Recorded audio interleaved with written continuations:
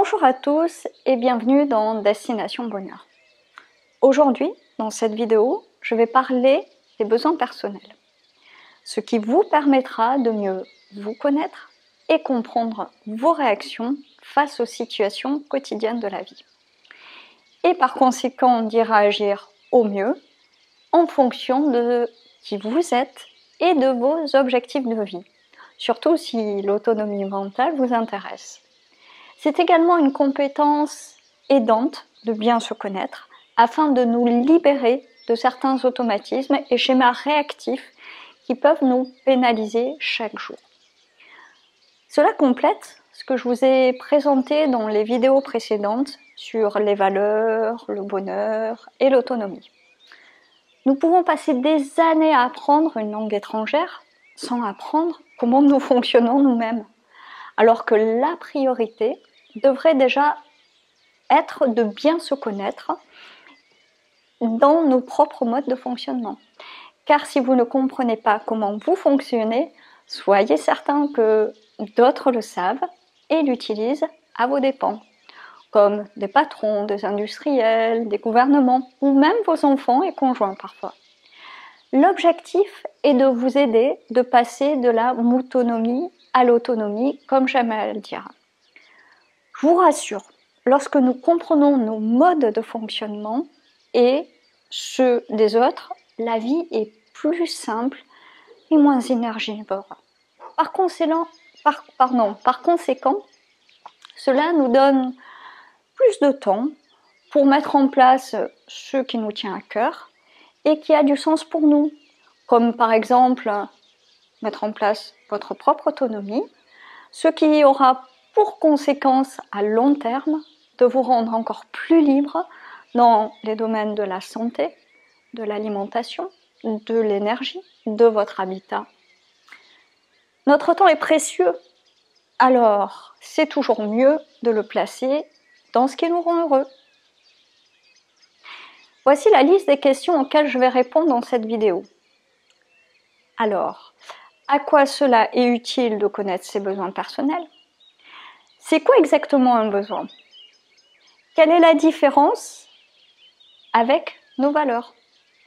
Comment savoir si nos besoins sont satisfaits ? Voici la liste des questions. C'est parti ? C'est quoi exactement un besoin ? Alors, d'après le Larousse, c'est une exigence née d'un sentiment de manque, de privation de quelque chose qui est nécessaire à la vie organique. C'est aussi un sentiment de privation qui porte à désirer ce dont on croit manquer. C'est une nécessité impérieuse, une chose considérée comme nécessaire à l'existence. Et enfin, un état qui résulte de la privation du nécessaire. Alors là-dessus, quelle est la différence avec nos valeurs personnelles, entre besoins et valeurs ?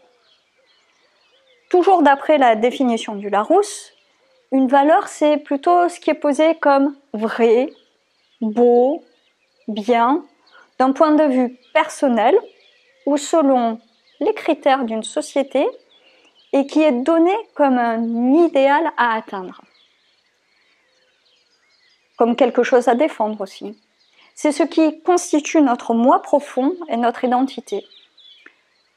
Alors, pour moi, les valeurs que nous avons sont plus notre ossature psychologique et qui sont stables dans le temps, à la différence des besoins qui sont aussi importants mais qui varient dans le temps.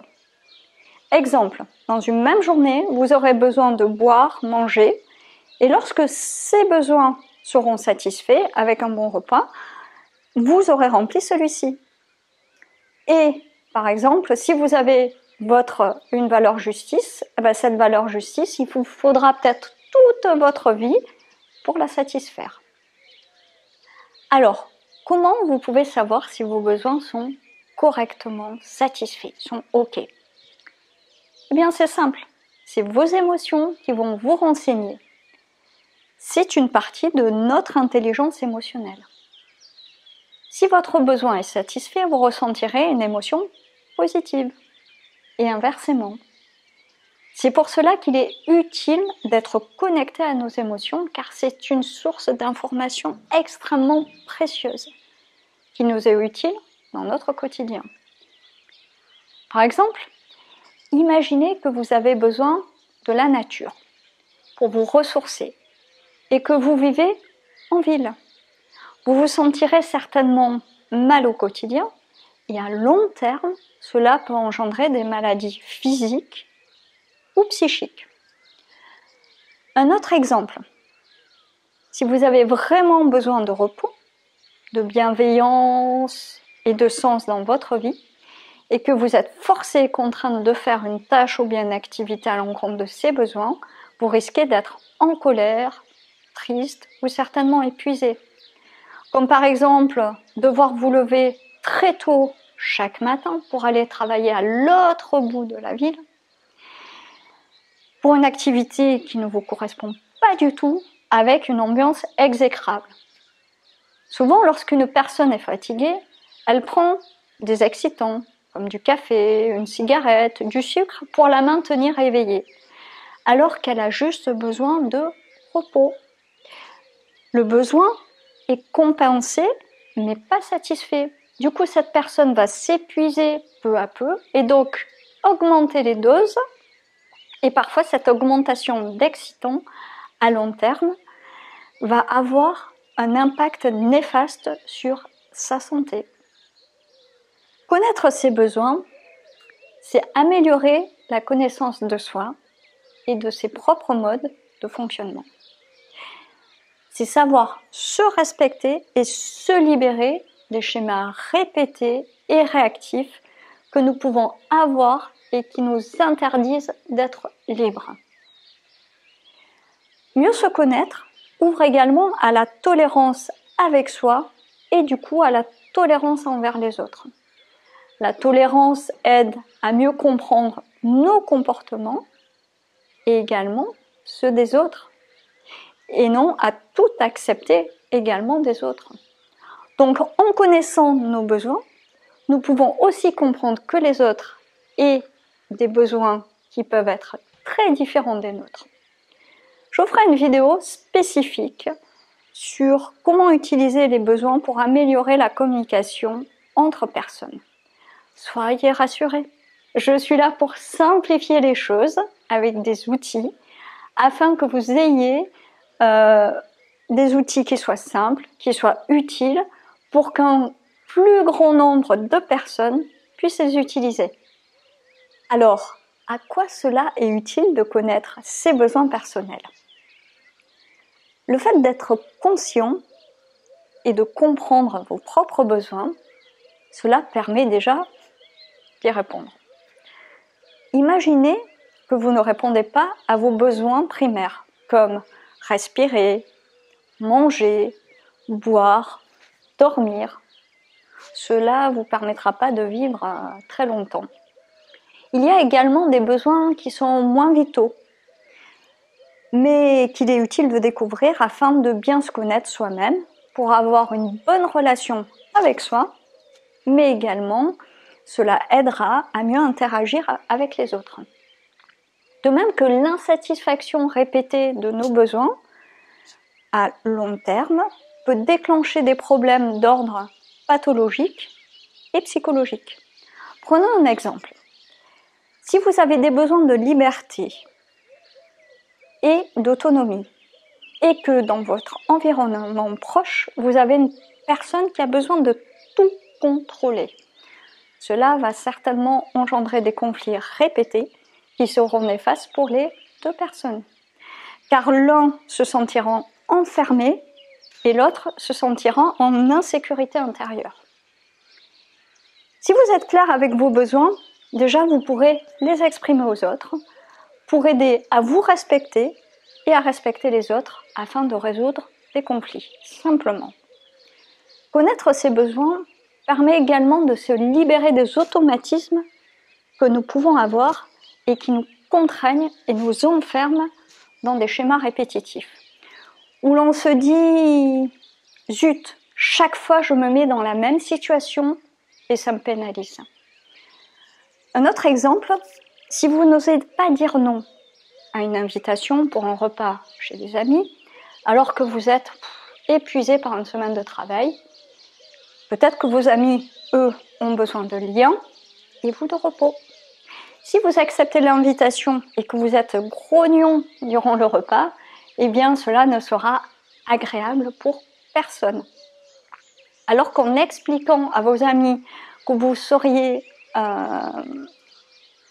heureux de les voir à un moment durant lequel vous serez en forme, cela est mieux pour tout le monde. Après, si vous n'osez pas dire non, c'est peut-être que vous avez peur du rejet. Mais ça sera le sujet d'une autre vidéo. Alors, un autre exemple, parfois des personnes se mettent dans des situations inextricables. Ou bien, elles se plaignent toujours. Le besoin fondamental qui se cache derrière ce comportement est certainement le besoin d'amour ou qu'on s'occupe d'elle. Cette personne en est probablement inconsciente, mais c'est le meilleur chemin qu'elle a trouvé pour elle afin de répondre à ce besoin. Chaque personne fait ce qu'il peut à son niveau. Un dernier exemple pour la route, c'est le besoin de reconnaissance que j'ai souvent observé en coaching et qui est très répandu. Merci à notre système éducatif qui nous a appris d'ailleurs à chercher la reconnaissance auprès de quelqu'un d'autre au lieu de la trouver en nous-mêmes. Combien de personnes comblent ce besoin de reconnaissance, surtout dans les entreprises, en travaillant des heures jusqu'au burn-out? C'est une réelle dépendance psychologique, car si nous ne donnons pas cette reconnaissance par nous-mêmes, nous serons fortement dépendants des autres desquels nous l'attendons. Et cela, certaines entreprises l'ont bien compris. C'est idem pour le besoin d'estime et d'amour de soi. Il est important de le combler par nous-mêmes et afin d'apprendre à devenir autonome au niveau psychologique. Dans cette vidéo, je me suis concentrée sur l'intérêt de connaître vos besoins personnels afin que votre vie soit plus agréable et que vous ayez plus de temps et d'énergie pour développer vos projets de vie qui vous tiennent à cœur et qui ont du sens à vos yeux.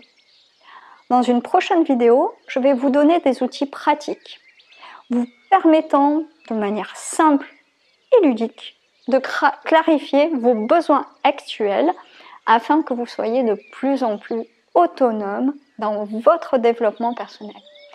D'ici là, je vous souhaite beaucoup de bonheur et je vous dis à bientôt.